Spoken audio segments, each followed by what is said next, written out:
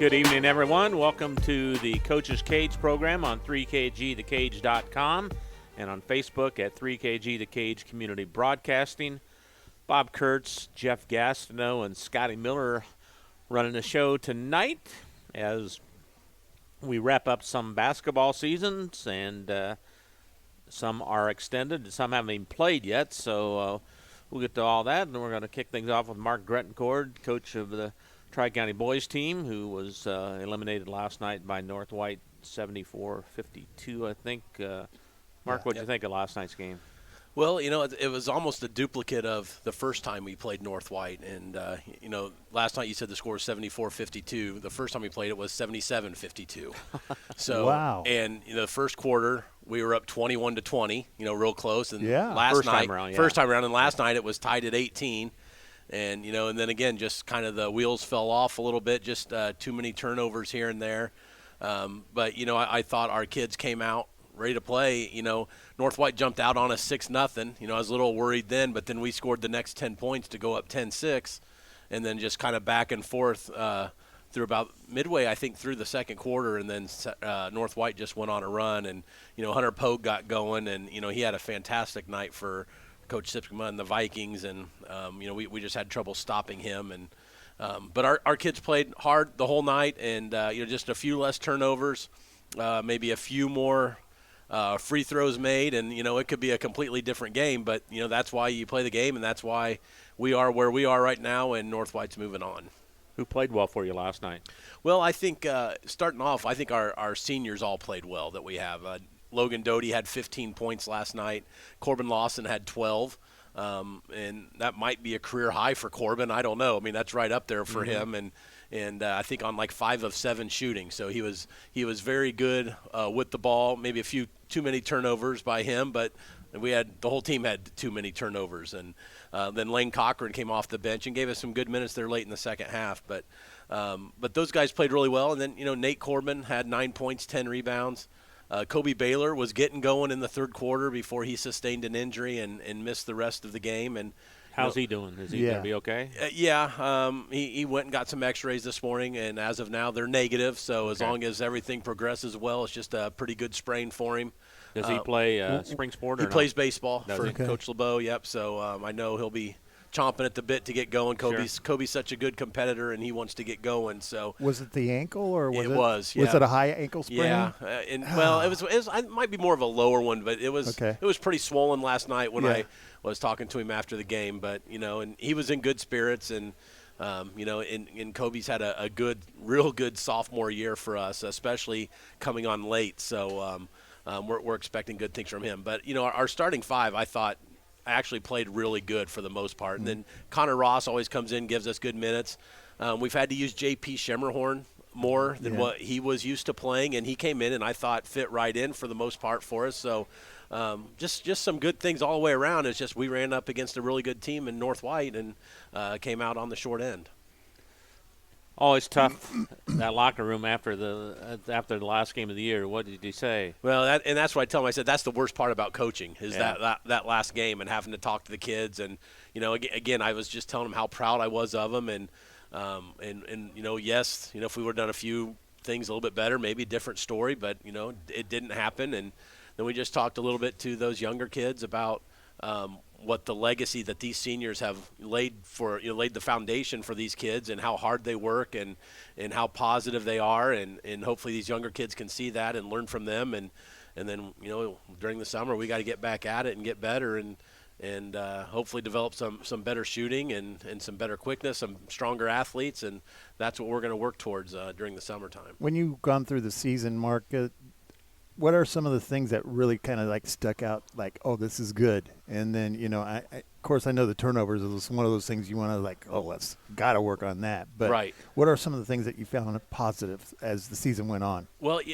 I can never complain about our team's effort and energy. I mean, they bring it every single game. And, when you talk to coaches afterwards, like last night, Coach Sipkema and Coach Smith, the assistant, was just saying, hey, we don't like playing you guys. You guys always play hard. You do a great job. And, and so I really feel like our kids bring that every single game. Yeah, like you said, we got to limit those turnovers. But we started to shoot a little bit better from the three towards the end of the year, so hopefully we can build upon that. And then I thought our defense got better after that South Newton game, when we really had a heart-to-heart talk with our team about playing defense and what it takes and really analyzing the film. And I thought our kids did a much better job from that point on the defensive end. So, we're not going to win any games probably giving up 74 points, 77 points. But so, again, we've got some issues there. But, that was a good team we played last night.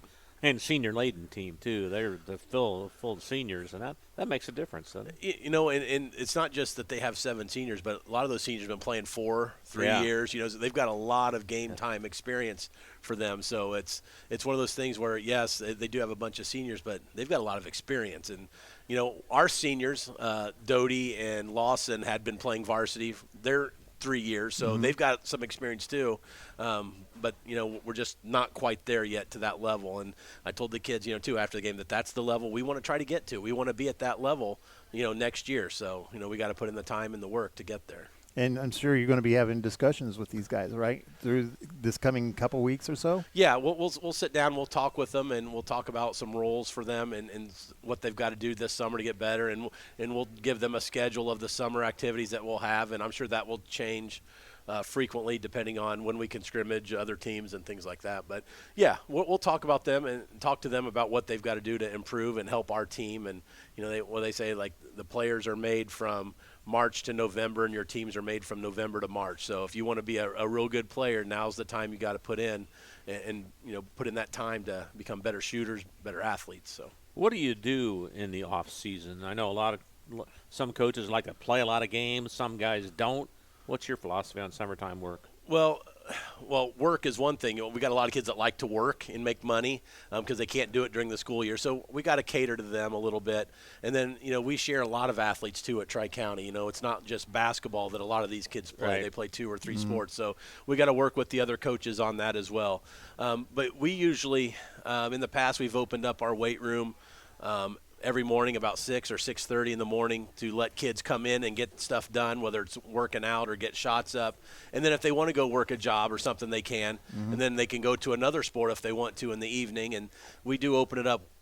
Wednesdays are usually our winter sports night. So we get them for Wednesday nights. That's kind of their priority. So our athletic department, along with the IHSA, usually designates like a certain night of the week is a fall sport night. Certain nights winter, certain nights spring. And so Wednesday was our winter, so that's when we get them, and that's usually when we have some scrimmages lined up. We had 4 scrimmages in the month of June where we'd play 2 or 3 teams on Wednesday nights and work on our team game. Now, can you coach those? Yes. So it's just like a game? Yes, as long as it's your team like that, yes. You can't have like an AU team. I can't have like other players from other teams on mine. Right. They have to be enrolled at Tri-County for me to be able to coach them. So, yes, we get to do that. We get to coach them. And then the month of July, we don't do a lot as far as team goes. Let the kids enjoy things.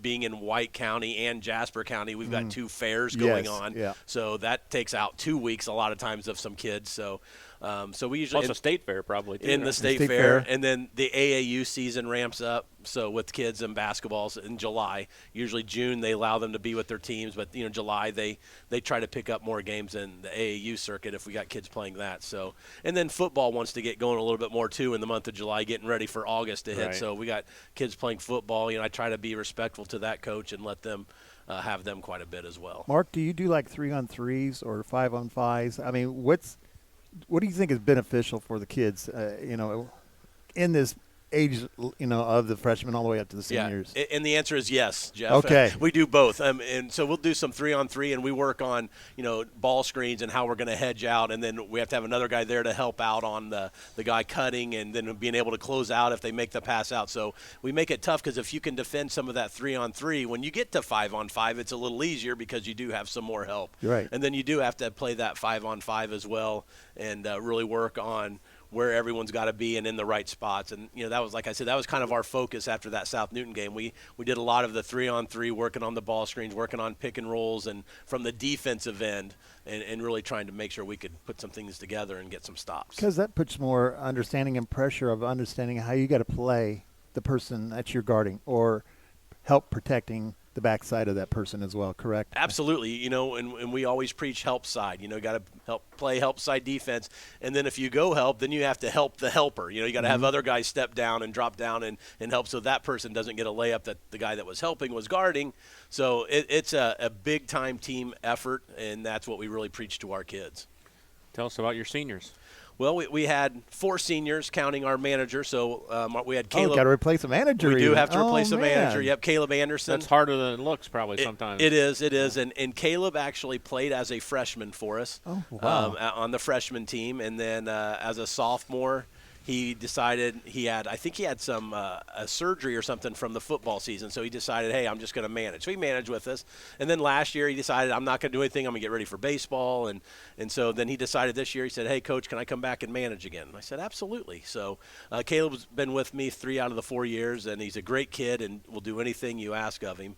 And, you know, managers, as coaches will tell you, are extremely important and valuable to a basketball program. So we'll definitely miss him. And then Lane Cochran.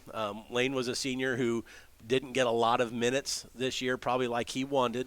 But Lane's a very, very hard worker. And if you would have asked me as a freshman if he would have probably still been on our team as a senior, I would have said probably not. And that's just a tribute to Lane and the time and effort and energy he's put into getting himself better. And he's a kind of a deadly shooter. I know that game I was sick against Benton Central, Coach Harrington drew up the play for him on senior night to hit that first 3 of the game, and he buried it. So super proud of Lane and what he's accomplished. And then we've got 2 other seniors that have been 3-year starters.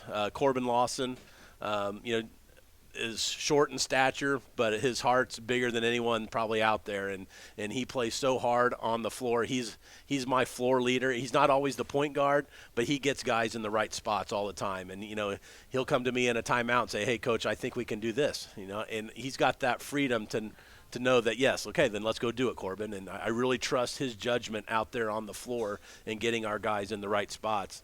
And then Logan Doty, you know, again, he's been starting since a sophomore, and Logan's really gotten his shot a lot better. I think he hit 2 threes for us last night, a 6'3" kid that has worked hard in the weight room, gotten stronger, and can really punish kids. And, you know, he's, I think, end up averaging maybe about 7-8 points a game for us this year. And, you know, all of those kids are just great kids, and they're going to be missed a lot. The roles that they play are so important. Now you got other ones that have to fill those roles, correct? We do, and you know, and we've got some kids that got part-time varsity work this year that we're hoping will stick around and step into those roles. And then we've got some JV kids that are chomping at the bit. We've got some young guys that can really shoot the ball at the JV level.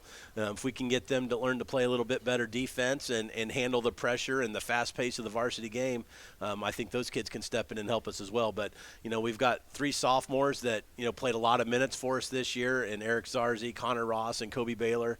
And then junior Nate Corbin, 6'4" kid who can step out and hit the open shot from the outside or play inside.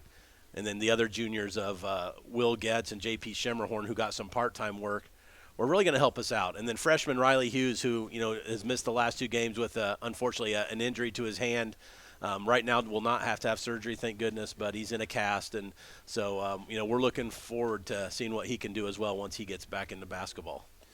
How about your overall program, Mark? Are you as pleased where middle school is, your feeder system, your younger level, all the way up to the varsity level? Where are you at there program-wise? Yeah, I am pretty pleased with where we're at right now. We've got a couple ladies that run our youth program, which is 1st grade through 5th grade, and Morgan Grettencourt and Tara Dallenberg, and they have really done a good job of getting our youth program going, and they go do things on Saturday mornings, and then some of the teams actually are doing a little travel league.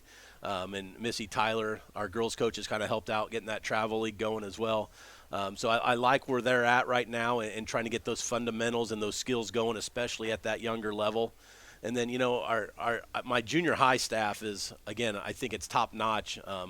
And, you know, you guys will recognize all the names probably. And Paul Brooks, he's doing 6th grade for us. Wow. And Paul's been around a long time. And, you know, and this was his first year on the boys' side. He's helped out with the girls' program quite a bit. And when I found out that I was going to have an opening at the 6th grade, he was kind of the first guy I really thought of because I know how he stresses fundamentals. And that's kind of what I wanted at that level, was for him to really work on the fundamentals for us. And Rachel Harper helps him out. And then at 7th grade, I had Stan Cook, Bryce Cook, and Ben Cooks dad, and he's been around basketball for a long time, and he's really helped me out the last few years. I think he might actually step down this year from coaching, and but if he does, he will sadly be missed because he's done a real nice job with our 7th grade programs. And then we had Denny Stitz doing the 8th grade. So, and Denny's been around a long time doing basketball, baseball, what have you, and he just brings basically an attitude to the team, I think, of the 8th graders of how they need to play and how they need to get better.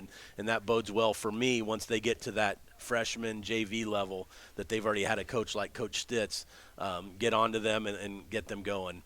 And then, our C team coach was Riley Ewan, so former player.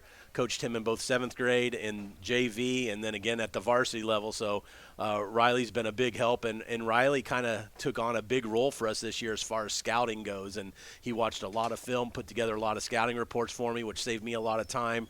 And, Riley's become a very valuable asset to our basketball program.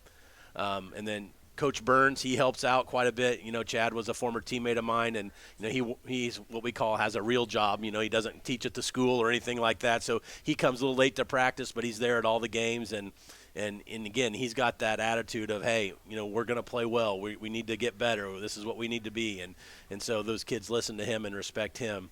And then Coach Harrington, of course, I've talked about him before. A great JV coach, does everything that you could ask for. So super proud of all of our staff members and what we've got going right now. I think your program's headed in the right direction in the future to make that next step then, huh? I do, and I didn't mention my wife, Coach Andrea Grandcourt, the director of basketball operations. Absolutely, yeah. So, but you got to put her in. I do, and again, you got to have a good wife. Let me tell you, you do, and I'm fortunate enough to have one that goes and coaches with me. Yes. She doesn't come to a lot of the practices anymore because she's got other things she's trying to get done, but she's there at every game, and she's talking to me after the game, and and I've talk basketball at home. Or not? She wants to. I don't always. So, and yes, and she does. She has a lot of great ideas. She's a very knowledgeable coach, and sometimes when I go home, I want to be done. And she says, well, what did you tell the kids afterwards, or how did practice go? I was like, it's over. I'm done. Okay, but no, she's very valuable, and again, someone that's been so supportive of me.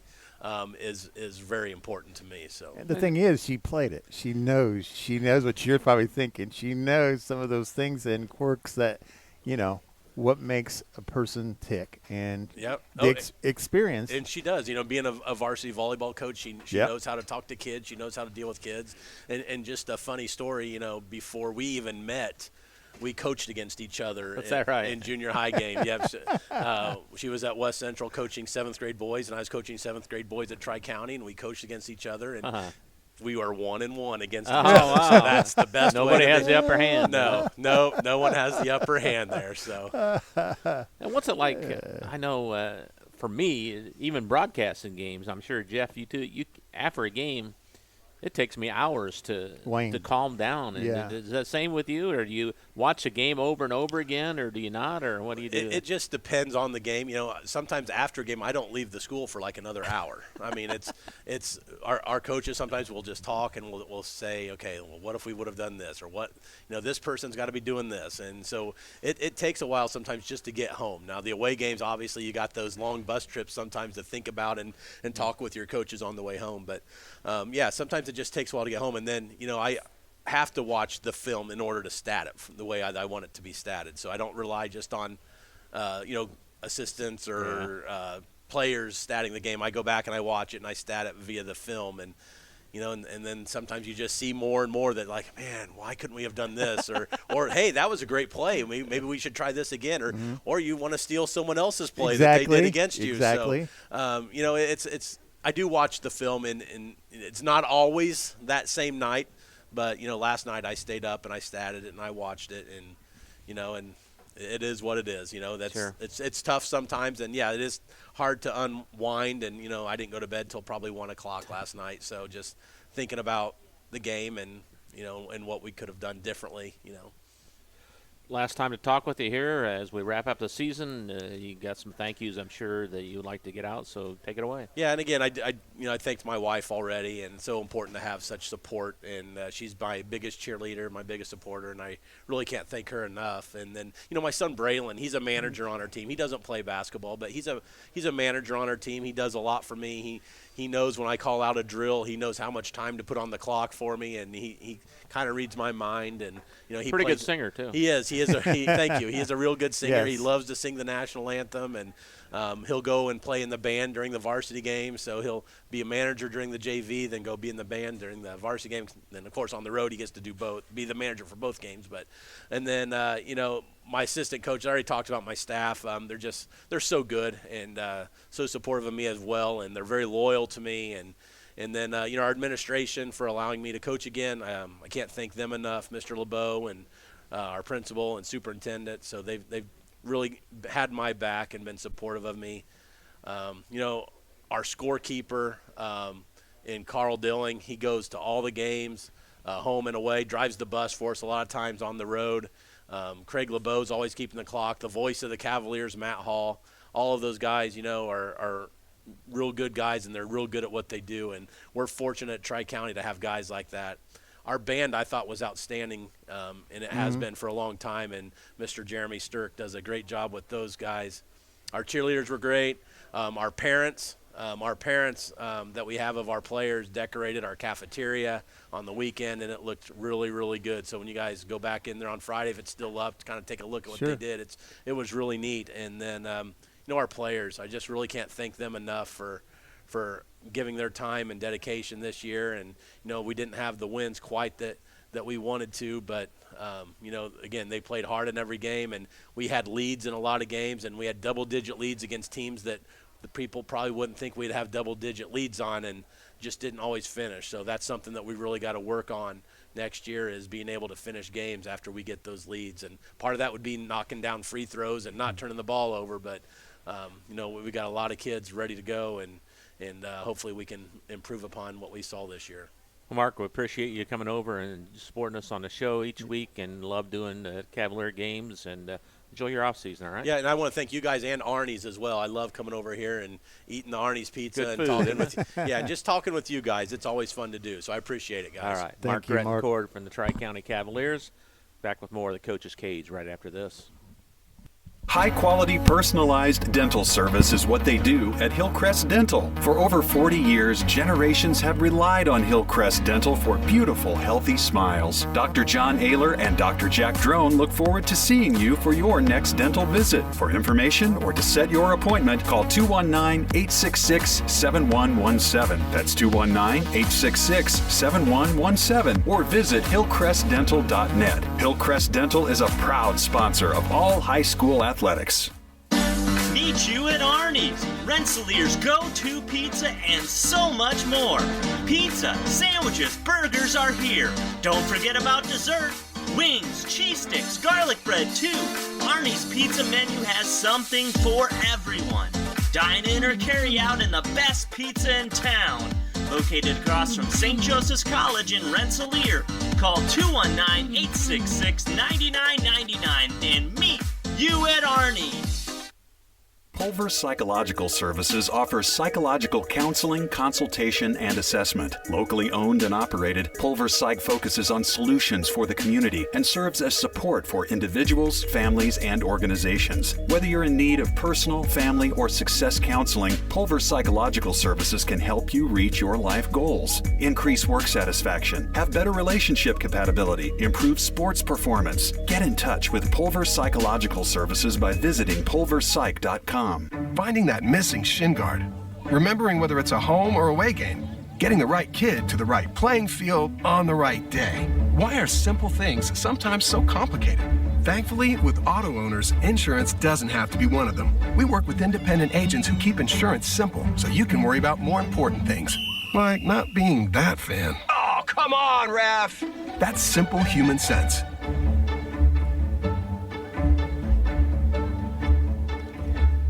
The Conrad Agency in Fowler and Brook. Call 765-884-0530. High-quality, personalized dental service is what they do at Hillcrest Dental. For over 40 years, generations have relied on Hillcrest Dental for beautiful, healthy smiles. Dr. John Ayler and Dr. Jack Drone look forward to seeing you for your next dental visit. For information or to set your appointment, call 219-866-7117. That's 219-866-7117. Or visit hillcrestdental.net. Hillcrest Dental is a proud sponsor of all high school athletics.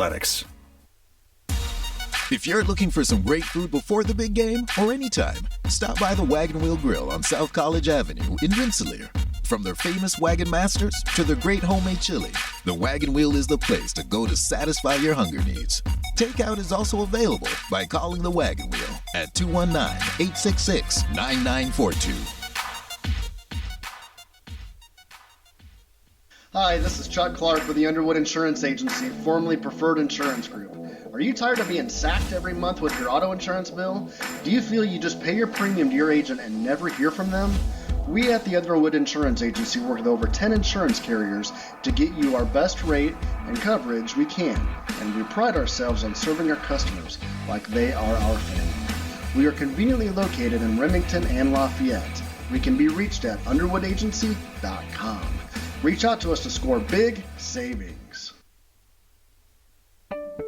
Working with our customers has been Kentland Bank's trademark for 87 years. We're dedicated to making your visit a lasting one, and helping you achieve your goals is our #1 priority. With 5 locations, Kentland Bank offers all loans needed for today's businesses and families, including car loans, mortgages, agriculture, and commercial loans. We're here to make your busy life less hectic by offering online and mobile banking, bill pay, and P2P payments. Member FDIC and equal housing lender. For compassionate veterinary care, you can count on Rensselaer Pet Care. Dr. Jan Mallory and Dr. Nick Mallory are now seeing patients at their new facility located at 1370 St. Gaspar Drive North in Rensselaer behind Walmart. We treat your pet like a member of the family. From wellness exams and vaccines to complex surgical procedures, your dog or cat will receive high-quality care at our hospital. Boarding is also available. For more information or to check hours of operation, contact Rensselaer Pet Care at 219-866-4671.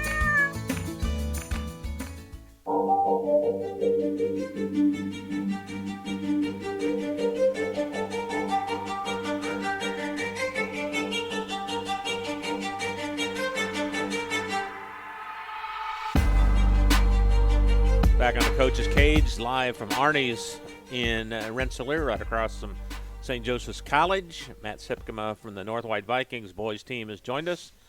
Matt, thanks for coming out. How you doing today? Doing good. Thanks for having us.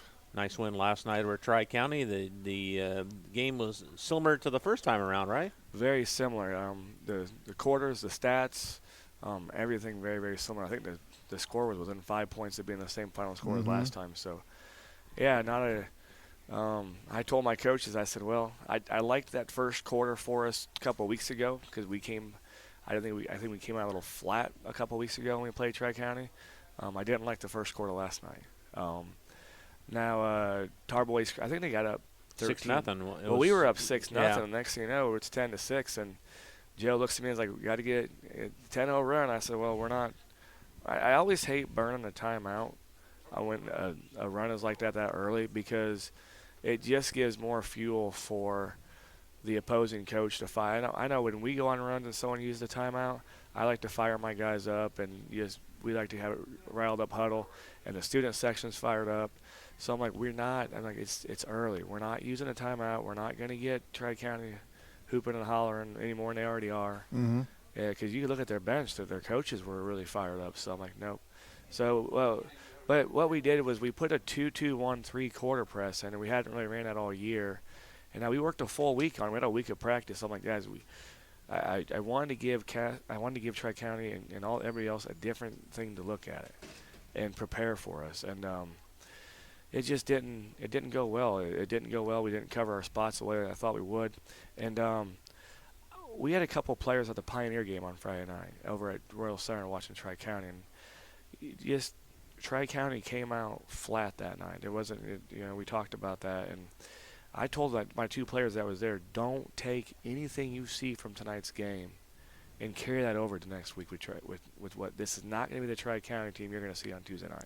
Not a home game, not a rivalry game, not a this will be a different game. And we don't. I say it a million times. We don't match up well with Tri-County. So, but the first quarter, I think it's 18-18 at the end of the first. We had switched our presses back up. We went more man-to-man, man-to-man press, and I think it really slowed them down from getting up the sideline on us. And we caused a lot of turnovers. I think we outscored them 23-8 in the second quarter. Yeah. And we thought Mark would still do. We thought we'd come out in a 3-2 zone, or we thought we'd come out and basically deny Hunter Pogue everywhere. And we we spent a lot of time shooting, not just with Hunter on Monday night and Saturday afternoon, on types of shots he's going to be able to take against being face guarded, coming off of staggers with dribble handoffs, rubbing him off different back cuts, all different things that we could get him open and just get him in that routine of shooting shots like that. Mm-hmm. And that's what he did. You see Zarcy face guarding him, but Hunter just exploded. I mean, he had 30, but I thought Nate Miller really got us going early. I mean, he's deadly in the high post. So I think at halftime we're up 41-29, and I know I'm kind of over the place. I'm sorry, but at halftime we're up 41-29, and I felt good. I'm like, well, we're on pace to score 82. I mean, not many teams can score 70 points, 65 points. Mm-hmm. We can. We're averaging 70 over 20 games. Mm-hmm. So we're going to get 82. I mean, we're going to be all right. I don't want to give up 60 or 70, but we're going to get 82. And then I challenged you guys. We come out in the third quarter. I think we got to score them, 17-10, but we didn't start very well. I was not happy with the start. We got sloppy. I think, and we didn't turn the ball over. We had one hit the official, stayed in bounds for us, right? Yes. But it was just like getting sloppy. So we used a full timeout in that third quarter, kind of corral them in a little bit. But we got scored them by 7, so we're up like 18 or 19 at the end of the third. And then I'm feeling really good about where we're at. We take the press off at the end of the third to really focus on our man-to-man a little bit and half-court situations that we're going to be in the future. So, but what can I say? I want to say something quickly. We had film tonight. So we walk away with a 74-52 win. We did have 10 turnovers in the, I think, fourth quarter you guys had us as. But 3 were by the JV that came in, but we still had 4 with our starters. And I told the boys we were looking a little tired. And I was going to actually pull them out earlier, but Mark kind of pressed us with 4 to go, which is fine. Mm-hmm. But I'm like, even up like 19-20, you don't want to get so 4 is a long time, you Mm-hmm. know. So I actually pulled a couple of JV players back from the scorers table, and but our varsity, our main core had 3 or 4 turnovers, and I was like, and you could see it. We were tired, right? We were tired. I mean, on our face, I'm like, in different games, you're gonna have to play 30 minutes. And that's when the mental aspect of the game comes in. You have to watch that ball into your hands. You had to still cut and move. And I say all that because we got to shore that up. But in film room today, Bentley Bushman was, I want to use an example. I heard you guys, I watched your audio, listened to your audio as I watched the film last night. I like doing that, so I appreciate you guys doing that. But Bentley was shooting a free throw with about 5 to go. And I think, Bob, you said it. You said, Bentley's kind of been passive tonight. He's been looking for Nate and Hunter and whatnot. And I thought that is so awesome that Bob said that, because at practice on Monday I said they're going to 3-2 us, they're going to 1-3-1 us. And Bentley's taller than Hunter. He sees over the top more. Yeah. And when Hunter shoots 70%, it's a perfect combo for you. So I said, Bentley, at practice on Monday, I said, Bentley, Nate Miller and Hunter Pogue are going to be our scorers tomorrow night if we're going to win. And you are going to be distributor. And he looked at me and said, all right.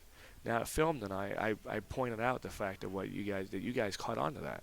And you pointed it out. But more importantly, I said, Bentley, what would have happened last year as a junior if I'd have gone into the game and said, Bentley, you're not going to shoot. I mean, you're going to get your 5 or 6 shots, but you're going to lead the team in assists tonight. You're going to run the point. He's like, well, I would have done it, but I'd have been upset.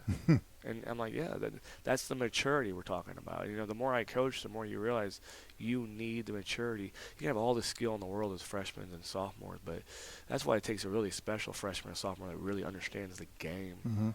Because you have a lot of skill, But in sectionals and tournaments, skill doesn't always win. Mm-hmm. It just doesn't. So I wanted to point that out. I was very proud of Bentley for just saying, in his attitude was like, yeah, I'm going to be a distributor tonight. And you guys, and it was hats off to you guys for catching that. Well, I know a week off, and I'm sure, but I thought that first quarter was just a typical two teams wanting to get to that next level. And you guys were in a dogfight.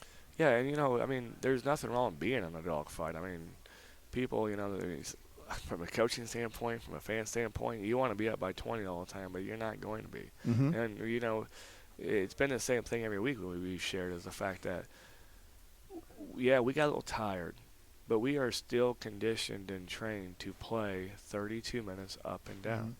And that's where I had to change as a coach.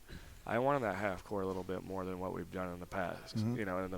But we're not designed that way. We're just, you got to just turn them loose and let them play. Mm-hmm. And I just feel like, as the game progressed, though, you did have to well, balance it out. Yeah, because like I said, I really thought our man-to-man press caused more problems. Right. We were trying to trap them. We couldn't get our trap set. We couldn't cover spots the way I wanted to. But once again, these kids are quick. And they're not very big, but they're quick. So when you bring the ball up the court, they're getting lower than you. They're getting under you. And if you have to work to bring the ball up the court, you're going to get tired. You may not turn the ball over, but if I get to just walk the ball up the court the whole game, mm-hmm. I get all the rest in the world. I don't have to come out of the game. Now, if I press you and not go for a steal or a turnover, just if I make you have to, if I turn you 6 times up the court, yeah, and I do that all game, you're going to be wore out by halftime. And I thought, too, it was really hot in the gym last night. A couple kids were falling, but pretty crowded in the gym. It was. It was a crowd atmosphere. It was. I think, I think you guys also said it too. There wasn't a lot of jitters by either team. Didn't seem like it to me. No, and I think coaching, playing. I mean, the crowd's great, but you don't think about it. You just mm-hmm. you just play. And I think our boys, they weren't.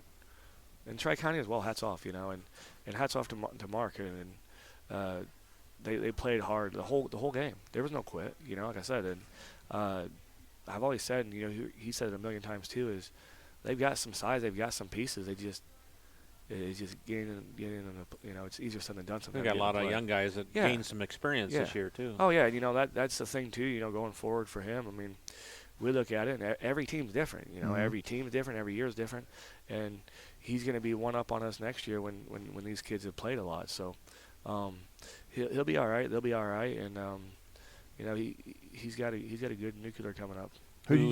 So some of the people that played well last night. Well, last night, Hunter Pogue, I told you guys, I asked if you guys were going to be there on Friday. You're like, yeah, I'm like, good, because you said Hunter scores 30 every time you're there.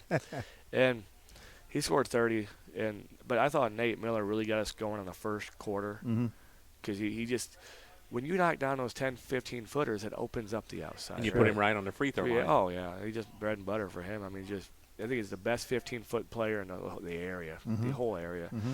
But and then Bentley Bushman, I mean, I think he had 10 assists but 14 points. I mean, if your third option is getting 14, and then Dane Hood.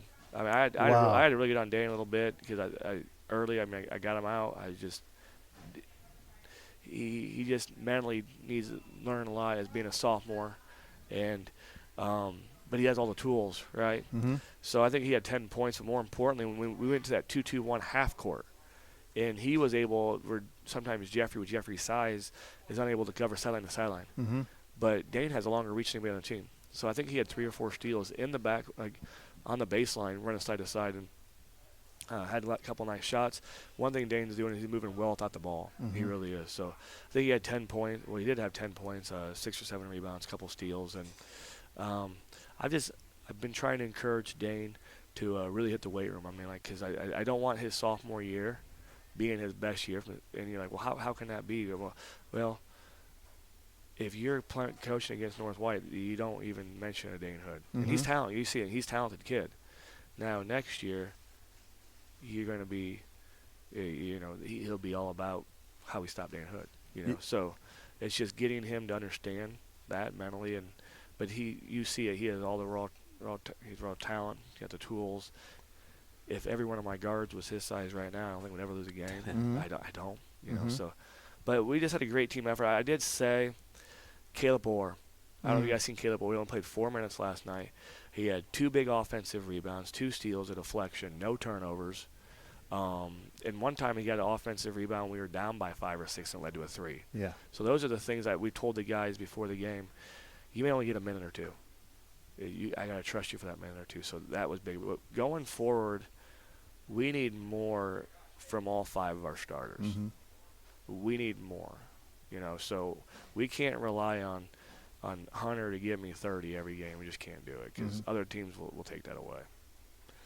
All right. That leads to the big showdown Friday night. You take on Caston in the opener. You'll be able to hear that game right here on 3kgthecage.com and on our Facebook page at 3kg The Cage Community Broadcasting.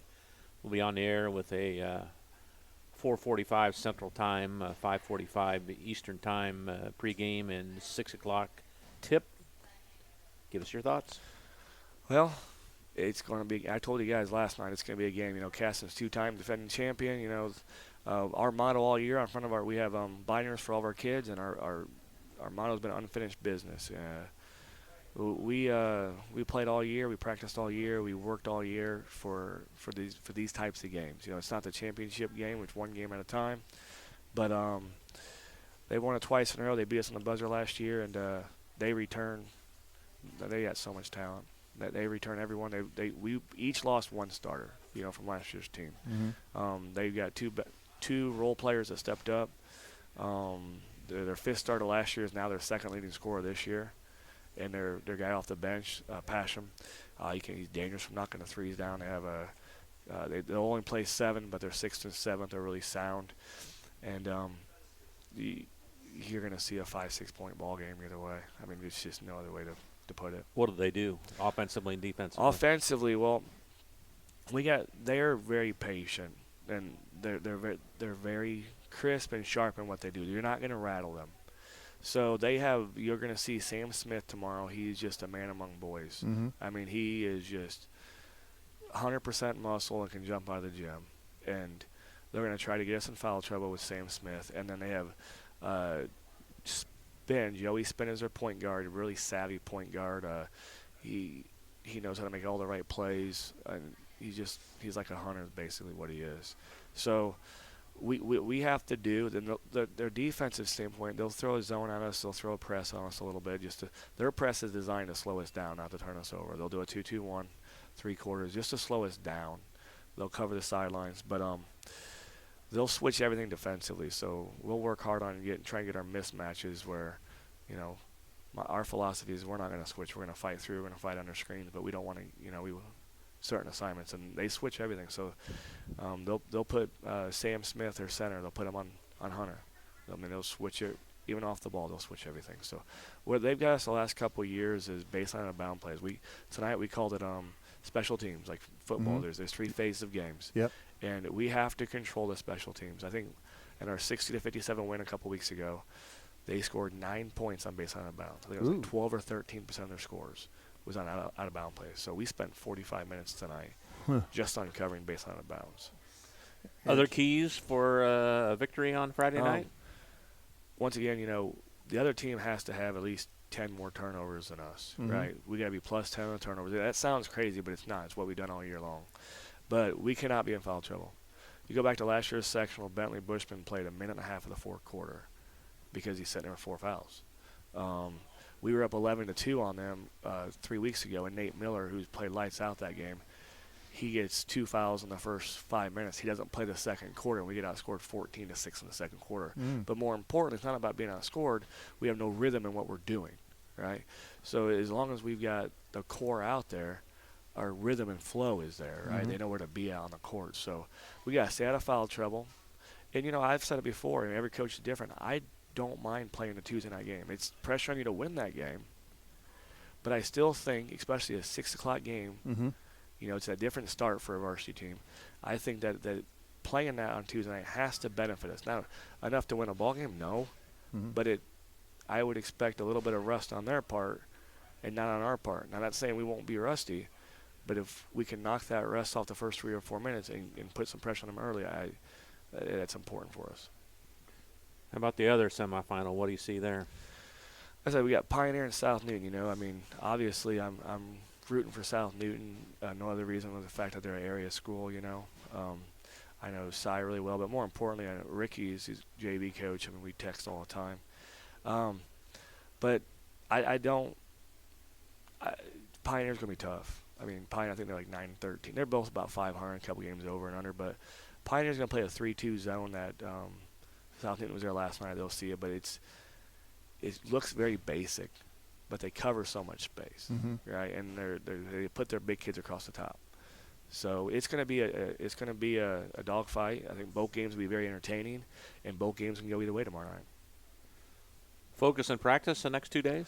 Well, we had 3-hour practice tonight. 3? Well, we did an hour of film. I brought in the Kit Kats, the Starbursts, and the candy. And, and man, beautiful. They about had that going for the film started. I'm like, don't get that going now. But we went a full hour in the film room from 3:30 to 4:30. We broke down a lot of casting, a lot of ourselves, a lot of last night's game. And then we went in the gym. We didn't go very hard, like up and down, but we had to cover everything. You know, I didn't want to overload them tomorrow. Tomorrow will be very light. So we're getting everything that we need to get in today, and then tomorrow will just be not a pop quiz, it'll be a quiz like, what did we talk about this yesterday? And then just very light walkthrough. And so we'll be done by 5 p.m. tomorrow. I think, well, we've done a chapel every Thursday night, and Caleb Orr's put that on. He's had fun activities. He brought in guest speakers. We've had dinners every week. So we're not going to change that up. The chapel, it starts at 5 p.m., so we'll be out of the gym by 5 and over at chapel by 5 tomorrow. Can't hardly wait, I bet, can you? No, I mean, you know, Is that the hardest thing? It is. It is for everyone, but that's where, like, I said it before, any job in the world, you got to learn on the job, and no coaching is no different. And I've told the boys, and we're as prepared as can be. Yeah, so you got to wait, but once they get on there, they use the auxiliary gym to shoot at Tri-County, and so they'll have a full hour to sweat and shoot before they actually play. Then once you get out there on the court, now you just trust your 5 guys, 7 guys to get the job done. And I am 100% confident that we're going to get the job done. It's going to be hard. It's going to be a dogfight. But at the end of the day, I believe my boys will get the job done. Well, we can't wait. We'll be over the broadcast and hopefully talk to you after the game Friday night. Yep. Appreciate all you guys' support. All right. Thanks. Matt Sipicum from the North White Vikings. You take on Caston in a game you can hear right here on 3KG, The Cage, Friday night, 4:45 Central Time pregame show. Back with more of the Coach's Cage right after this. In agriculture, preparation is important. Dedication is you deciding what to plant and then asking what it will take for a good crop. How much work will it take to produce the final crop? In sports, preparation is vital in becoming the best you can be. Dedication is a well of achievements for a winning desire. Corbett Farms encourages everyone to do their best by having a winning spirit, attitude, and achievement. Your positivity will make a difference. Corbett Farms is proud to sponsor high school sports. Finding yourself in need of a quick repair or realize your home needs a good amount of updating? Who should I call? Call Make It Better Contracting for your solutions. They find time for new builds, remodels, and additions. Even when the roof leaks, your kitchen needs to be bigger, or you need another bathroom. Make It Better Contracting is your full-service contractor. If you own a project home that is in need of a lot of work, Make It Better Contracting is interested in purchasing your home. Call today at 219-863-0851. Together, we can make it better. Meet you at Arnie's, Rensselaer's go-to pizza and so much more. Pizza, sandwiches, burgers are here. Don't forget about dessert. Wings, cheese sticks, garlic bread too. Arnie's pizza menu has something for everyone. Dine in or carry out in the best pizza in town. Located across from St. Joseph's College in Rensselaer. Call 219-866-9999 and meet you at Arnie's. If you're looking for some great food before the big game or anytime, stop by the Wagon Wheel Grill on South College Avenue in Rensselaer. From their famous wagon masters to their great homemade chili, the Wagon Wheel is the place to go to satisfy your hunger needs. Takeout is also available by calling the Wagon Wheel at 219-866-9942. Indiana Farm Bureau insurance agent Joe Goodeman has been serving the Jasper County and surrounding area since 2009. Being involved in the area, Joe Goodeman has kept his interest in making sure he provides the best insurance for his clients. Whether you need life, car, home, business, farm and crops, or even renter's insurance, Agent Joe Goodeman will keep searching for the best policy for your valued investments. Call Indiana Farm Bureau Insurance Agent Joe Goodeman at 219-866-4694 or stop in at 2570 North McKinley Avenue in Rensselaer. For compassionate veterinary care, you can count on Rensselaer Pet Care. Dr. Jan Mallory and Dr. Nick Mallory are now seeing patients at their new facility located at 1370 St. Gaspar Drive North in Rensselaer behind Walmart. We treat your pet like a member of the family. From wellness exams and vaccines to complex surgical procedures, your dog or cat will receive high-quality care at our hospital. Boarding is also available.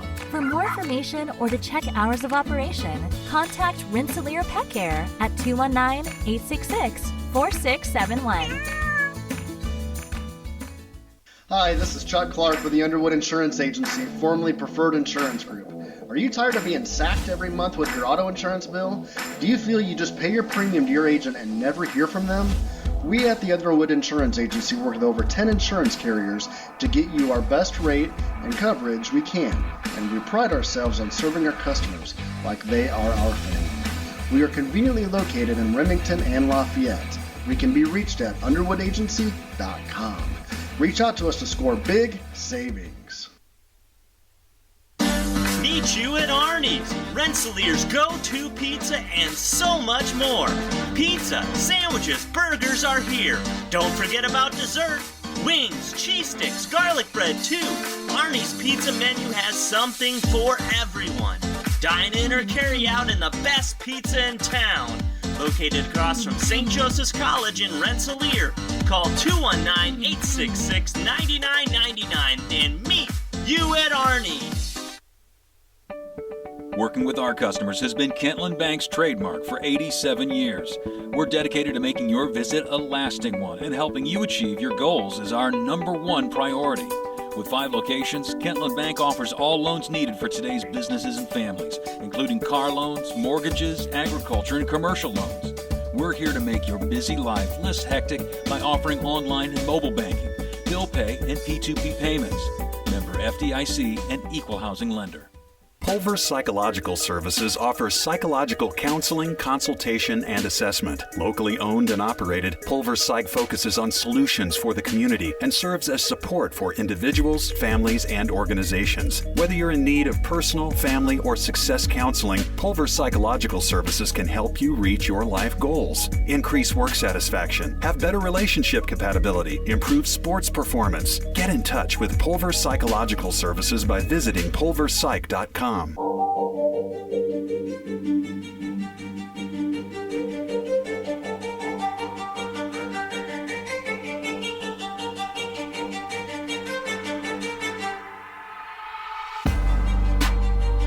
on the Coach's Cage from Arnie's and ready to wrap up another season here.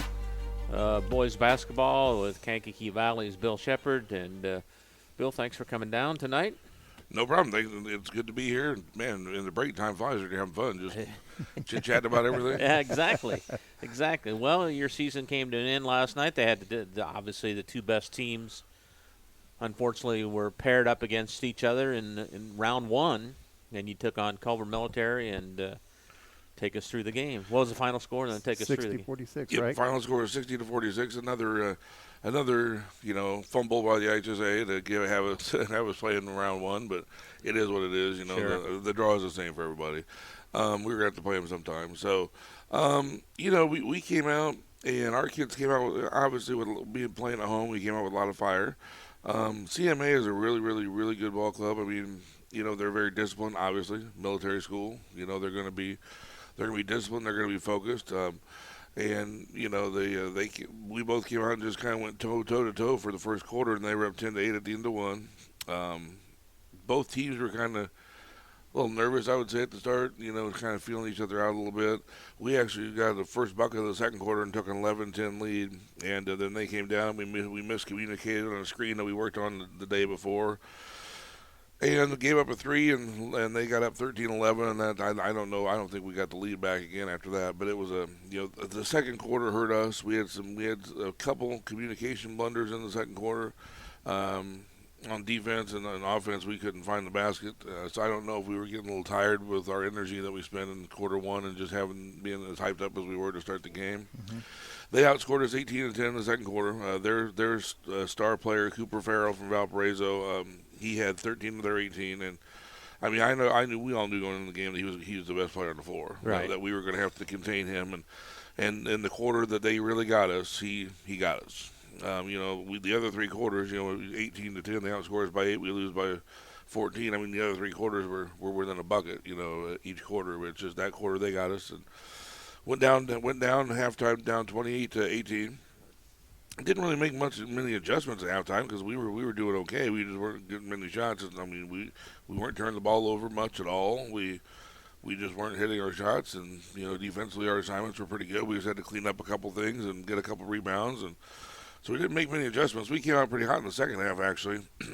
Cam Webster had a quarter. He caught fire, our sophomore, and we actually got it down to 31-27.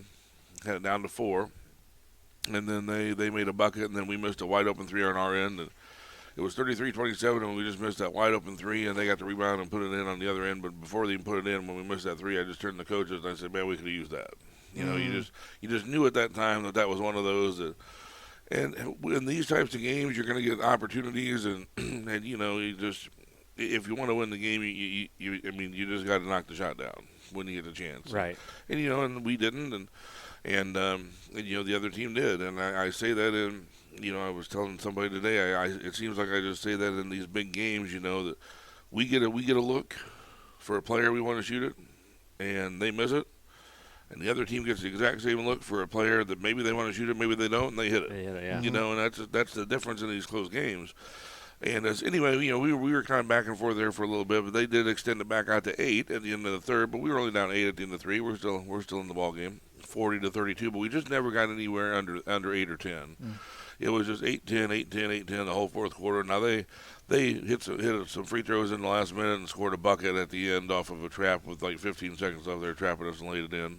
Whatever, right? But that made the final score 14. But we were within 8-10, 8-10 the whole fourth quarter. It just never got any more and never got any less, and we just kind of played it back and forth. So it was rough. Obviously, with the team we had, with the season we had, to bow out on game one and not even have an opportunity to get to Friday or Saturday night, especially when you host the thing. The rest of the week you're not even playing in your own gym. Everybody else is, and so that's obviously depressing. But we played pretty well. I mean, we made some mistakes, but we played pretty well. Our effort was outstanding, and Culver played solid like we knew they would. But going into the game, we also knew that they would have to. They would have to have a misstep here or there. Mm-hmm. Again, they just didn't have enough missteps. They were just a solid team, and they did what they had to do to come away with the win. Anybody? Let's tell us who played well for you. Luke Andre came out. He's been in such a slump for like a month. He started the year on fire. Luke Andre did, and he's a senior for us, and he's just been in a real funk for the last month. And he came out last night just ready to go. And the one thing about Luke, you always know that when the lights are the brightest, he'll be there. He had a really great game for us earlier this year against Munster, another huge game. So, Luke came out and hit 4 threes for us. He had 21 points in his last game as a KB Cougar, and just really, carried the load. That's almost half our 46. So, he was really, really hitting the shots. Cam Webster had 10, but they might all came in the third. He might have had 1 bucket in the first half and 4 in the third, but he had 10 points. So he scored double figures. Nick Mikosh scored 9 for us, but his responsibility was on the defensive end, trying to contain Cooper Farrell as best he could, and he did a fine job on the defensive end, but that obviously took away some of his offense. Sure. So, but it was so those guys played well, but everybody played hard. I'm just so proud of the effort that we gave, and we like to think that what can we do to win, or what can we not. We did what we had to do to win. Culver didn't do what we had to do to win. and sometimes it just comes down to that, And they had to play not their A game, and we had to play an A game, and we probably played a B game, B plus game, and their B plus game is better than our B plus game. So, what do you say to your team afterwards? Well, I mean, it's difficult because, the last couple of years it was a situation where we felt against Hanover Central that we didn't give it what we could have. Last night that was not the case. We felt like we gave what we needed to give. We just got on that particular night got beat by the better team. And you just got to stress to your team that there's absolutely no shame in that at all. Right. We all want to win, but there's only going to be at the end of the day there's going to be one state champion. This Culver team is going to lose at some point in time, and they're going to have the same locker room we were having. So you want to win the game, you want to keep advancing, but you give it your all. Some shots don't fall your way, that happens, and you just do all you can do, and you put forth a great effort, and sometimes the opposition is just a step better than you, and you just got to shake their hands and say good luck, and that's what happened. And people want to say we could have schemed this, we could have schemed that. Against a team as solid as CMA, if you scheme something, then somebody else hurts you. Or if you do something you're not used to doing, you look foolish. And we're going to go in being who we are, and we're going to play as hard as we can, and let the chips fall where they may. And Culver just had a few more plays in them than we had. Well, let's reflect on the overall season. What were your thoughts? The overall season I thought was really, really What'd good. What'd you finish? Finished 16-8. 16-8. 16-8, which is obviously is a really good season. And there's too many people that like to be negative about this kind of stuff, especially, and I'll be straight up, especially around where we're from. They want to be negative about this. I'm frustrated about this. I'm frustrated about that. Here's the bottom line. The bottom line is in 50 years of Kankakee Valley basketball, this group had the 4th highest regular season win total ever. Ever. So, KV's won 20-some games, but if you look down the list, a lot of those teams that have won, there was plenty of teams that have won 18 or 19 games, but that's winning a sectional and going to a regional championship. So in the regular season, they only had 14 or 15 wins. And then they got the 3 sectional wins and a regional win and stuff like that. So this team got the 4th most regular season wins ever in 50 years at KB. That's top 10%. I'd say that's pretty darn good. Yep. And they have nothing to be ashamed of. I mean, there's a couple of games they probably think they should have had. They probably think they should have got the Munster game that we lost by 1. They probably think they should have got the CC game that we lost by 1 in overtime. But as I told them, Hanover Central that we were behind the whole game and went on a tip in, I bet they think they should have had that one. Yeah. So all that stuff equals out in the end. But like I said, 16 wins, they should be extraordinarily proud. They laid a really good foundation. I think our program is now to a level that we want it to be at now. The fact now that next step is the hardest step. We're good and we can be good for a while now. Getting good to great, that is a big. I mean, it's a big jump, and that takes a lot of commitment by more than just me. And and I know the kids have put in commitment, put in their time too. But if it's going to sound like an excuse, but if you think we're going to get great by just doing your 2 hours with me every day, you're sadly mistaken. Right. I mean, we can get you so good, but. If you want to be great, there's going to have to be some extra time that you have to commit to what you got to do, and that's a decision that the kids got to make. We are happy with where we've gotten the program, and our JV was 13-8, our freshmen were 13-5, so we're happy with where we're at, But if you want to take that next step, we'll be here to help you, but we need to find some other avenues to get some help too. Talk about your seniors. We had 5 seniors this year. Just a great group of kids. Very, very together group.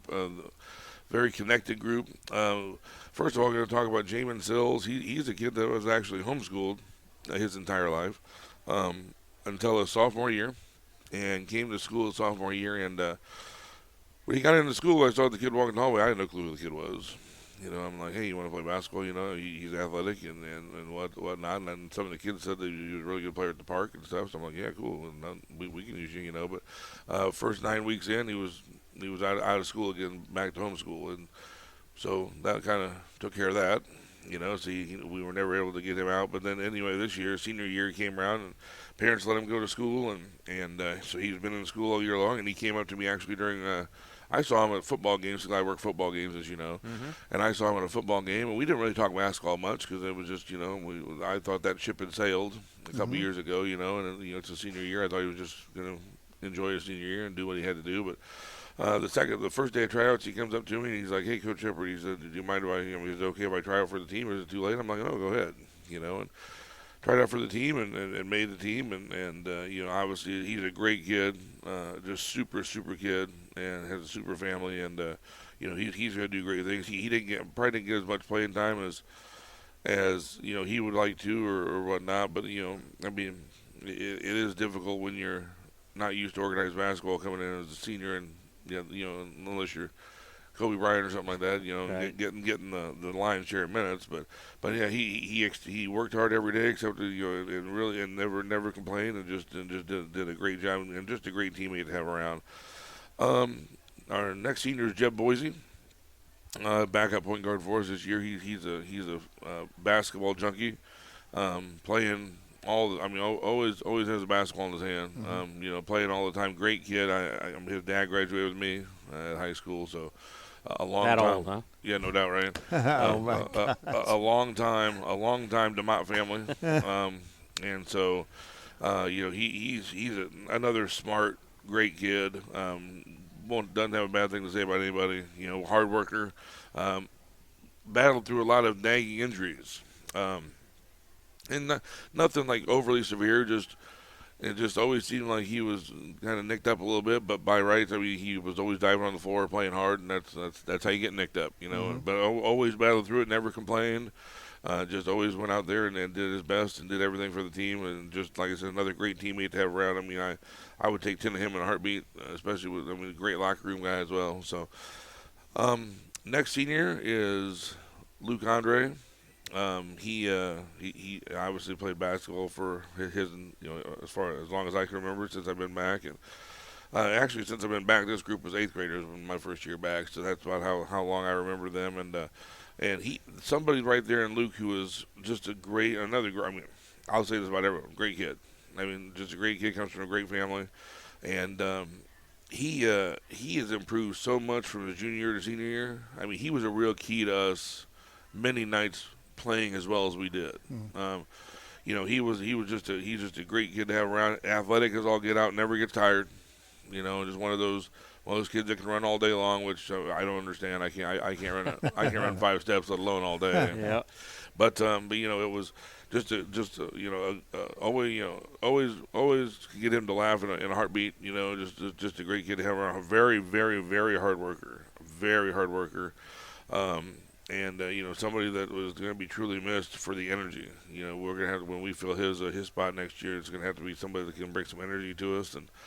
But anyway, he just improved so much from his junior year to senior year that was just so nice to see him be able to have a game like he did against CMA to finish it out. Just a little icing on the cake there. Another senior is Will Sampson.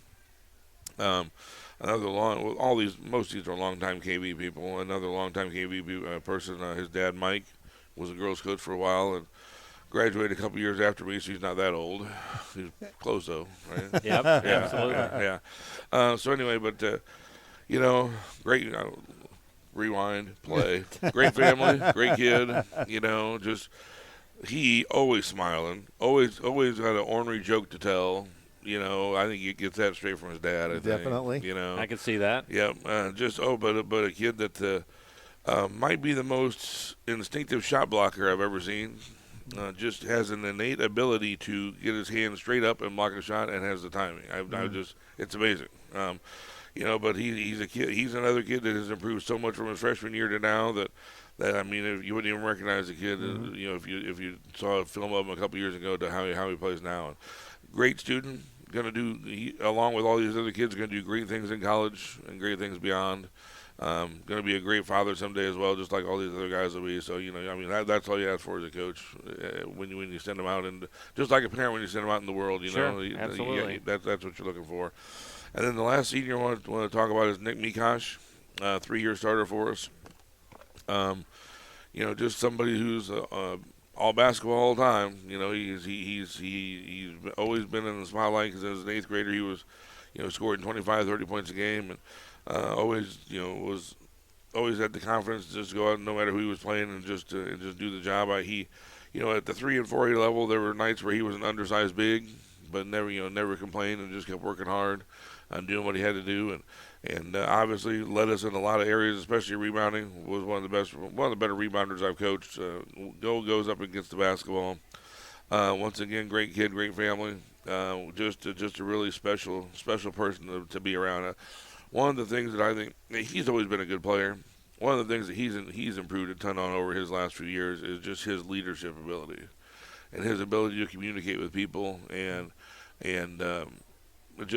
that comes with maturity too. But it's just seeing him grow as a person, as a young man. He's going to be great when he gets out of high school and does things, and he's going to be a success just from those types of things that he's learned, not just through sports but through everything he does. Seems like I really enjoyed this group.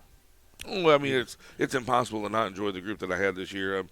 They're just such a close knit group, and quite honestly, it's very, very difficult to have a great locker room, especially if your record's not great. And I mean, our record was good, don't get me wrong, but I mean, we weren't undefeated.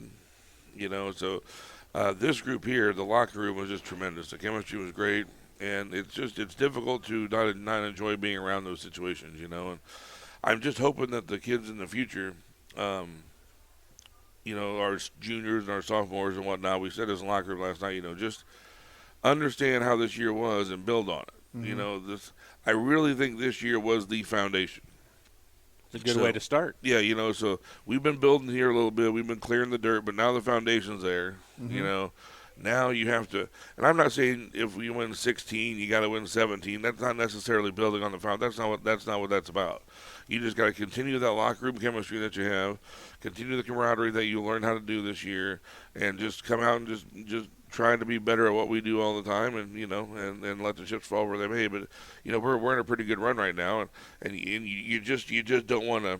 You just don't want to let your guard down and take a step back when you've built such. And that would be disrespecting these seniors, to be quite honest about it too. If they didn't come back next year with a little more, with just as much fire in their eyes and stuff like that. So I don't think they want to disrespect the seniors that way. And I'm sure when the seniors come back and watch us next year when they're back from college on their breaks and stuff, they're going to want to see a team that they recognize that they built. What do you think improvements that the younger ones got to do just to make those extra steps? Because it sounds like the pieces are there, but just now mentally, is it physically, is it all the the above, making sure they do get in the practice times during the off seasons and things like that? It is. I was just talking to my JV coach today about this. It is. Now we're going to go to 4A probably. The biggest difference between 3A and 4A is strength. Mm-hmm. They have got to get better strength-wise. And like I said, one of the things that hurt us last night against CMA is they were stronger than us at every position. And it's just difficult when you are out-muscled like that. Yep. to get the shots you want to get, mm-hmm. to come off screens like you want to do. And that's just a 3A team. When we get up to 4A, we're going to have to be stronger than we are now. So we're going to have to live in the weight room. And between now and November, mm-hmm. that's priority number one. Get a lot stronger, and I don't really think it's getting a lot stronger with me conducting a workout either. I think it's a lot stronger with I've already talked to a couple players today. I'm like, hey, you might want to think about looking up some good personal trainers in the area. Mm-hmm. I want you to work with somebody that. I mean, listen, when you hang around these good kids all the time, yes, you push them, but you also build relationships with them. And man. Hayden looks like he's tired. Let's not do this last set. He's worked pretty hard. Let's just go home. But that personal trainer is like, I don't care how you feel. Mm-hmm. I am basically here to basically kill you and make you make you stronger. Mhm. You know, so we can go in the weight room with our friends and just laugh and joke and lift here, but I think it's more than that. I mean, you gotta. That's why I was talking about this whole commitment, the extra, good, getting from good to great, doing that extra stuff. That it might not be on the 2 hours with me. Mhm. You know, hey, go to a personal trainer for 3 months, and when I see you in the summer, I'm like, whoa, yeah. what happened Mhm. to you? Yeah. You know, They dedicated themselves. yeah, and now I can now that you come back this way, I can do this with you now. Mhm. Where I couldn't do this with you before. Mhm. So those types of things I think are really important for us going into next year, because you are right, the pieces are there. What they do with those pieces will allow us to do certain things with those pieces as we move forward to the next year. So, that even though we can compete at the 4A level, but you got to get stronger first, and then you have to, obviously, we got to work on our skills. I mean, our shooting has got to be more consistent. I mean, one time last night, I'll just go through a quick scenario here. One time, we're down 10. It's in the fourth, so I don't know if we're like really in a position that we're going to come back and win, but we weren't totally out of it yet. Mhm. And we run a play that we hadn't run for a while. We hadn't run very much this year, so Culver wasn't really ready for it.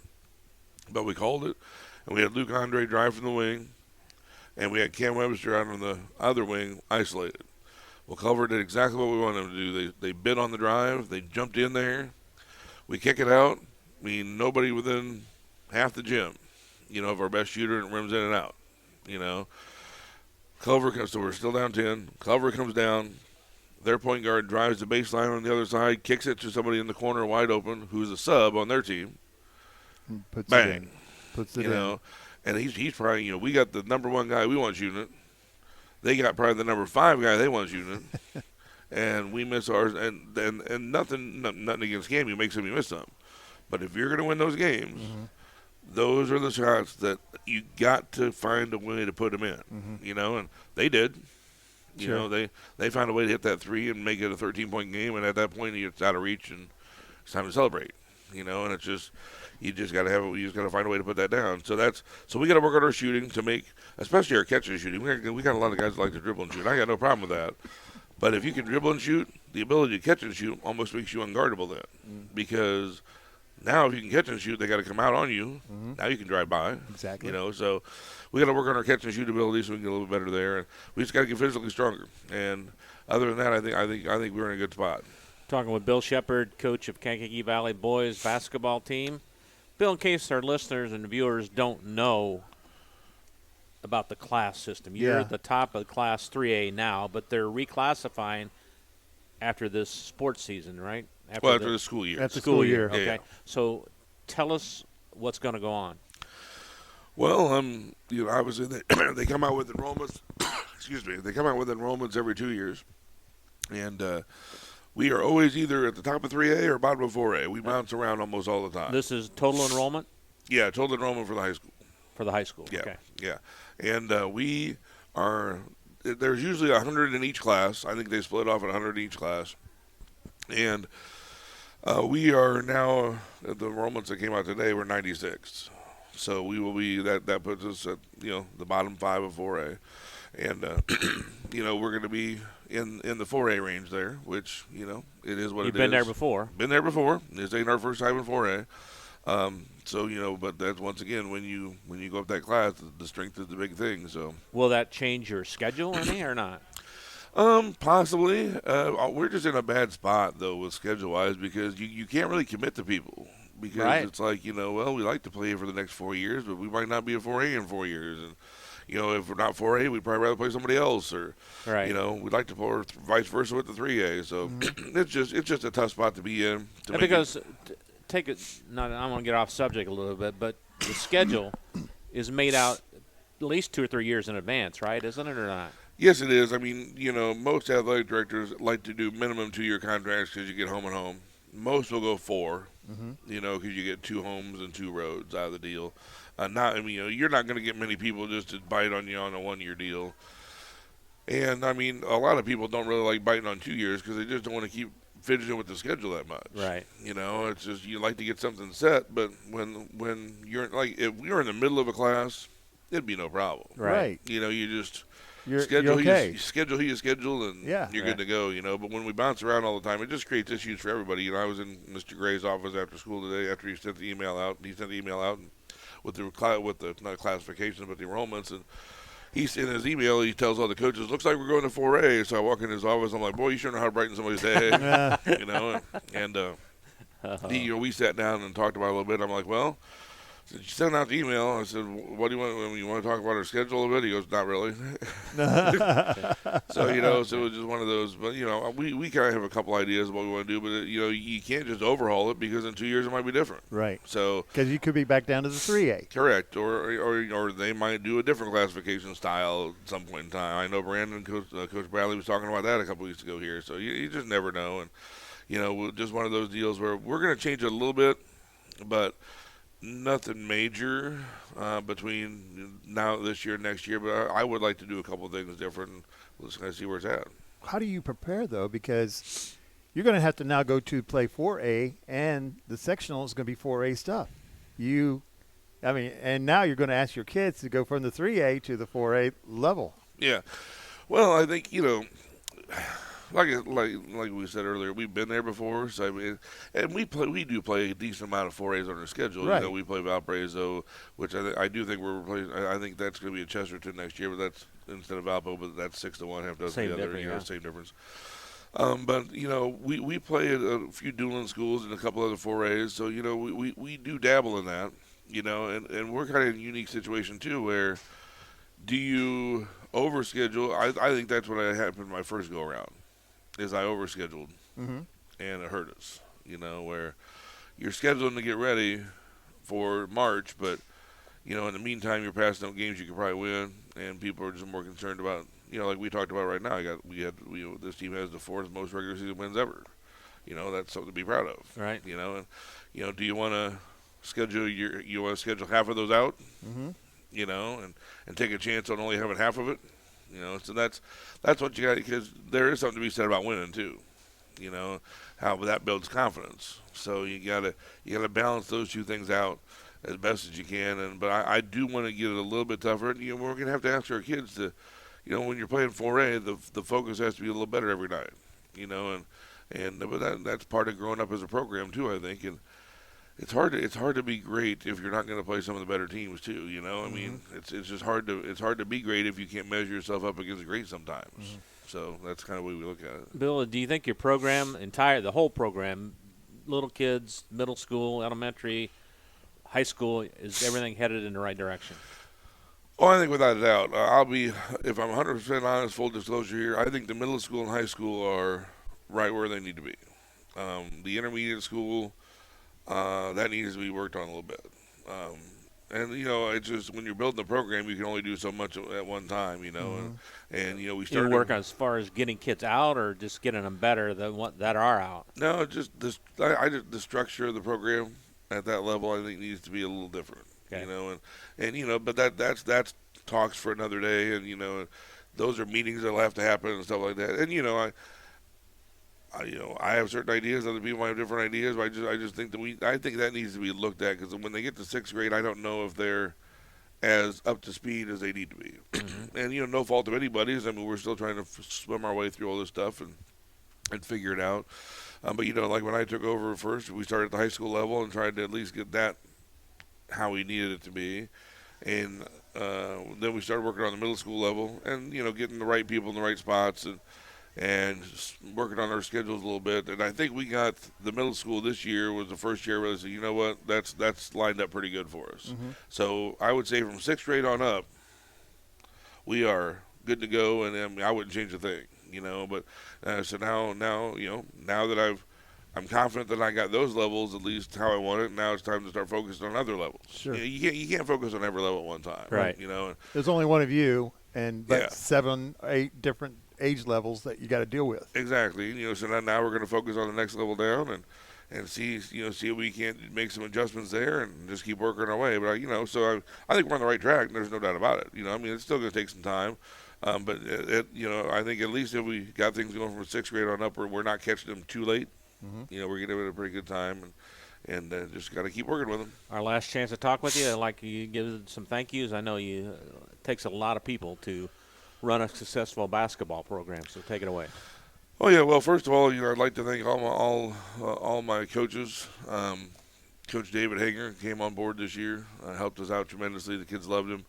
Just brought in a fresh perspective to the staff, and he's a laid-back guy, so he really kind of keeps all of us in check a little bit. But he does a great job with everything, and can't thank him enough for his efforts and his time. And obviously, he's got a family of his own that he has to keep track of. So, but yeah, he'll be back again next year doing, and we're looking forward to working with him again. We go way back. I coached him in Legion baseball, so we go way back. But my JV coach Brett Walther, every year gets better. Just every year gets better at what he does. So he's going to be a varsity coach sometime in the future. Whether it's going to be at KV or somewhere else. I mean, he's on that path, and he does a great job. And like I said, every year, and he comes to me a couple times a year. Am I doing fine? Always concerned with, improving, getting better, and that's good for my program. Have somebody that wants to get better all the time. So he does a great job. Omar Vasquez jumped on board as a freshman coach this year. He's coached varsity basketball at Gary Wirt for years, and he's our varsity volleyball coach at KV. So he did a great job there in his first year of really teaching the fundamentals of basketball, and he's the guy that gets after it. So that's good to instill that in those kids. My dad's a JV assistant. He basketball's his life. He'll do anything and everything for the program, even the grunt work that nobody else wants to do, just to make sure his son is successful, and that's all part of being a dad, and he loves being around the kids as well, so kind of makes him feel young a little bit. So thanks to all those guys, obviously thanks to the administration, from the school board, superintendent on down at Kankakee Valley, the principal Mike Spagna, athletic director John Gray, and all the other administration for their support and willingness to work with us and help us out in any way possible. Makes our job easy. Treasurer, she's new this year, but does a great job, and we're always asking for money for this, money for that. Can we buy this? Can we buy that? And I'm sure that at a high school our size, being a treasurer is not the easiest job in the world. Front office ladies always helping out with announcements and getting kids where they're supposed to be. Bus drivers, overlook people, but obviously gotta have them, don't you? Oh yeah, you don't want to be having to hitchhike to a game. That wouldn't be good. Cheerleading coach, they put in so much work, do a fabulous job. Just do great work for all of us and really support us. So can't thank them enough. Vanessa Berkey, our trainer, does a wonderful job. Vanessa's the boss, so she keeps everybody in line, and coaches can't get too out of line with Vanessa around. So she does good there. You got to put a plug in for your band too, man. Yes, they are. Well, I got a list. But okay. You just interrupted that. Way to go, Bob. We're getting, since Bob, I'll bring them up now. The band and Nick Borsman, they do a great job. They are loud. The band is a huge program at KB, so as you can tell by how many there are when you come to games. Yes. We had band senior night for Hanover, 33. So like if you thought you were live with 5. Yeah, like if we were doing this tonight with band senior night, I'd literally be 2 hours just doing it. So, but it was so we had they do a great job hyping up the students and the crowd as well. They really make the home atmosphere. Sure. I mean they really do. I don't see a list there. Do you see a list there? He's doing it by memory. Oh, man. Just be careful, man. This isn't my first rodeo. I know. You're trying to disrupt him here, Mr. I'm trying. Yeah. And then and obviously, the most important are the players and the families. Managers as well. Don't want to forget the managers. They do. The managers do a great job, and I know they don't get thanked enough by our players for what they do. The players just kind of take them for granted. Not that they're rude to them or nothing. I mean, but you know how it is. Right. Kids take their parents for granted, and the players take the managers for granted. I mean, that's the way it goes. But then the managers do a great job for us, and we're looking forward to having them back next year, which we will have. And then like I said, the most important are the players and their parents.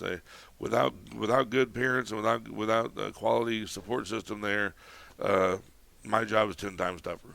And because I have a great support system, because I have great families that these kids come from, it's just so much easier to work with. So, got to thank them, saving the best for last. Thanks to the parents and the families and the players.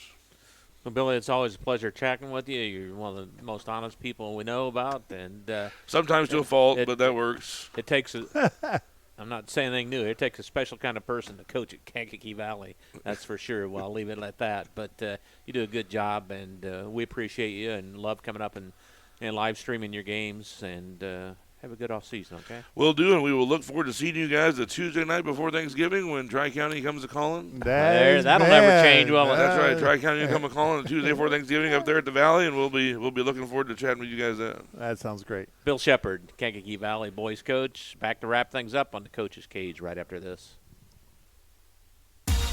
If you're looking for some great food before the big game or anytime, stop by the Wagon Wheel Grill on South College Avenue in Rensselaer. From their famous Wagon Masters to their great homemade chili, the Wagon Wheel is the place to go to satisfy your hunger needs. Takeout is also available by calling the Wagon Wheel at 219-866-9942. In agriculture, preparation is important. Dedication is you deciding what to plant and then asking what it will take for a good crop. How much work will it take to produce the final crop? In sports, preparation is vital in becoming the best you can be. Dedication is a will of achievements for a winning desire. Corbett Farms encourages everyone to do their best by having a winning spirit, attitude, and achievement. Your positivity will make a difference. Corbett Farms is proud to sponsor high school sports. Finding yourself in need of a quick repair or realize your home needs a good amount of updating? Who should I call? Call Make It Better Contracting for your solutions. They find time for new builds, remodels, and additions. Even when the roof leaks, your kitchen needs to be bigger, or you need another bathroom. Make It Better Contracting is your full-service contractor. If you own a project home that is in need of a lot of work, Make It Better Contracting is interested in purchasing your home. Call today at 219-863-0851. Together, we can make it better. Indiana Farm Bureau insurance agent Joe Goodman has been serving the Jasper County and surrounding area since 2009. Being involved in the area, Joe Goodman has kept his interest in making sure he provides the best insurance for his clients. Whether you need life, car, home, business, farm and crops, or even renter's insurance, Agent Joe Goodman will keep searching for the best policy for your valued investments. Call Indiana Farm Bureau Insurance Agent Joe Goodman at 219-866-4694 or stop in at 2570 North McKinley Avenue in Rensselaer. High-quality personalized dental service is what they do at Hillcrest Dental. For over 40 years, generations have relied on Hillcrest Dental for beautiful, healthy smiles. Dr. John Ayler and Dr. Jack Drone look forward to seeing you for your next dental visit. For information or to set your appointment, call 219-866-7117. That's 219-866-7117. Or visit hillcrestdental.net. Hillcrest Dental is a proud sponsor of all high school athletics. Pulver Psychological Services offers psychological counseling, consultation, and assessment. Locally owned and operated, Pulver Psych focuses on solutions for the community and serves as support for individuals, families, and organizations. Whether you're in need of personal, family, or success counseling, Pulver Psychological Services can help you reach your life goals. Increase work satisfaction, have better relationship compatibility, improve sports performance. Get in touch with Pulver Psychological Services by visiting pulverpsych.com. Working with our customers has been Kentland Bank's trademark for 87 years. We're dedicated to making your visit a lasting one, and helping you achieve your goals is our #1 priority. With 5 locations, Kentland Bank offers all loans needed for today's businesses and families, including car loans, mortgages, agriculture, and commercial loans. We're here to make your busy life less hectic by offering online and mobile banking, bill pay, and P2P payments. Member FDIC and equal housing lender. Finding that missing shin guard. Remembering whether it's a home or away game. Getting the right kid to the right playing field on the right day. Why are simple things sometimes so complicated? Thankfully, with auto owners, insurance doesn't have to be one of them. We work with independent agents who keep insurance simple so you can worry about more important things, like not being that fan. Oh, come on, Ref! That's simple human sense.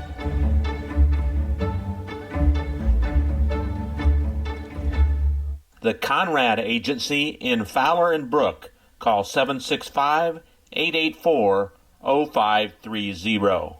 High-quality personalized dental service is what they do at Hillcrest Dental. For over 40 years, generations have relied on Hillcrest Dental for beautiful, healthy smiles. Dr. John Ayler and Dr. Jack Drone look forward to seeing you for your next dental visit. For information or to set your appointment, call 219-866-7117. That's 219-866-7117. Or visit hillcrestdental.net. Hillcrest Dental is a proud sponsor of all high school athletics. Working with our customers has been Kentland Bank's trademark for 87 years. We're dedicated to making your visit a lasting one, and helping you achieve your goals is our #1 priority. With 5 locations, Kentland Bank offers all loans needed for today's businesses and families, including car loans, mortgages, agriculture, and commercial loans. We're here to make your busy life less hectic by offering online and mobile banking, bill pay, and P2P payments. Member FDIC and equal housing lender. In agriculture, preparation is important. Dedication is you deciding what to plant and then asking what it will take for a good crop. How much work will it take to produce the final crop? In sports, preparation is vital in becoming the best you can be. Dedication is a will of achievements for a winning desire. Corbett Farms encourages everyone to do their best by having a winning spirit, attitude, and achievement. Your positivity will make a difference. Corbett Farms is proud to sponsor high school sports. Meet you at Arnie's, Rensselaer's go-to pizza, and so much more. Pizza, sandwiches, burgers are here. Don't forget about dessert. Wings, cheese sticks, garlic bread too. Arnie's pizza menu has something for everyone. Dine in or carry out in the best pizza in town. Located across from St. Joseph's College in Rensselaer. Call 219-866-9999 and meet you at Arnie's.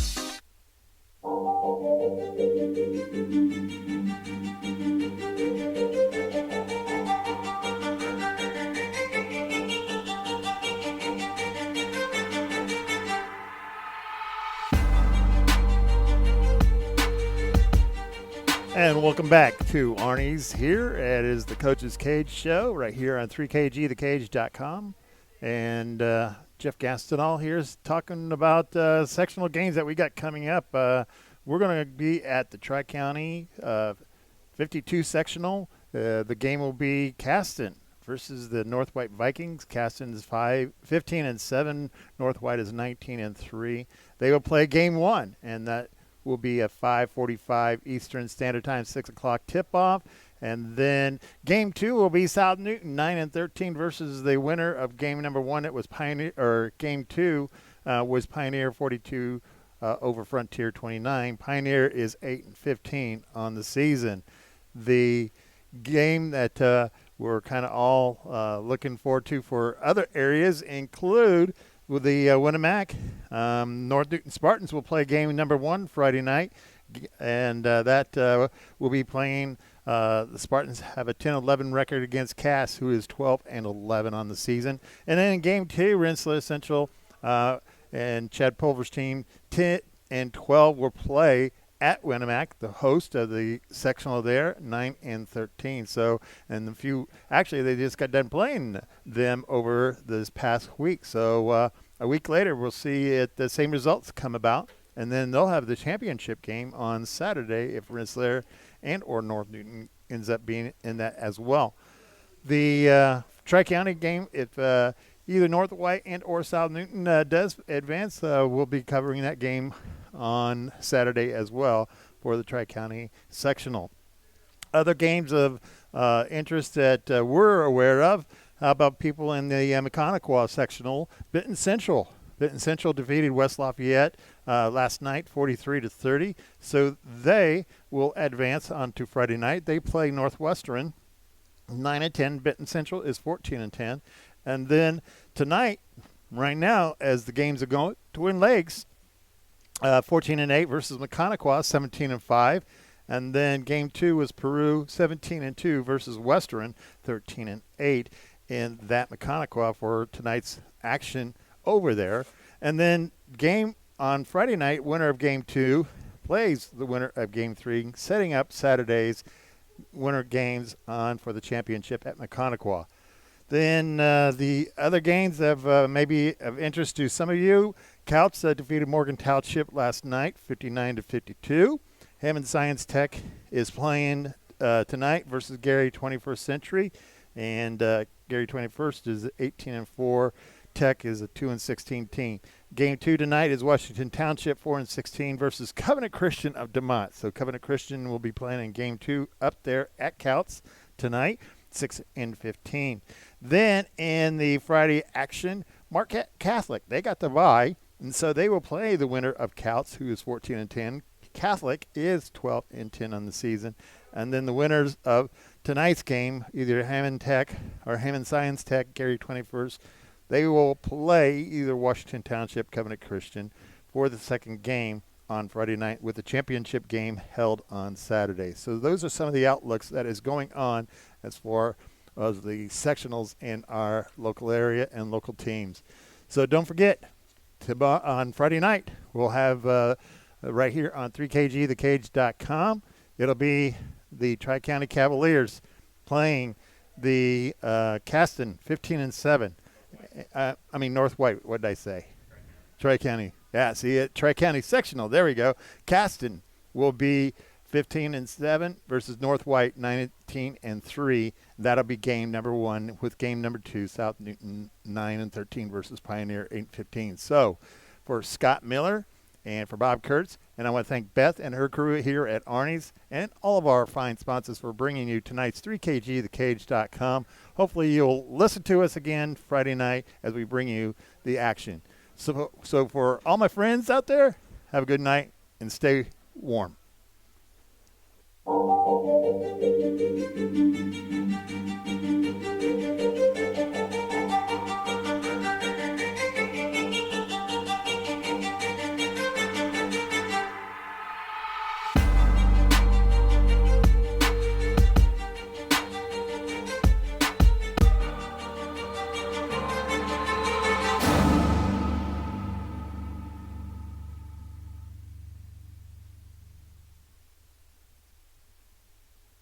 The proceeding was a presentation of 3KG Community Broadcasting.